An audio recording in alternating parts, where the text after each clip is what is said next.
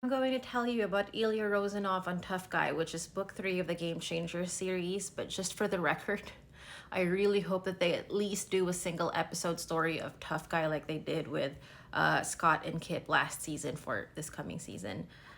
Spoilers here on out for the end of Tough Guy. So Ilya goes to a funeral that Ryan is at. It is for a fellow hockey player that, according to Ryan's narration, Ilya has never played with. But the manner of his passing hits very close to Ilya's heart. And also, Ryan is affected by it. And I don't want to spoil the whole thing for you guys, basically.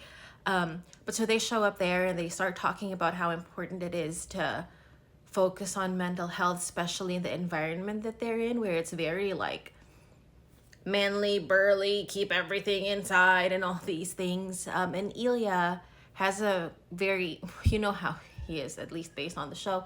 He's very straightforward and frank. He knows, but by that point, that Ryan is suffering from major anxiety. And he invites him to help with the camp that he has with Shane. And he was very clear about like, we're going to be supporting like all genders. And he's also very like, he states that he knows that Ryan needs to be able to focus on mental health, both for himself and like to help support if he can. So he invites Ryan to go to that charity that he and Shane have. And then so the epilogue is Ryan working there, and spoilers, Ryan actually walks in on Ilya and Shane. And it is the most Shane and Ilya thing ever, where Shane is like, oh shit. And Ilya's like, oh, he's not gonna tell anybody. And really, Ryan is not gonna tell anybody.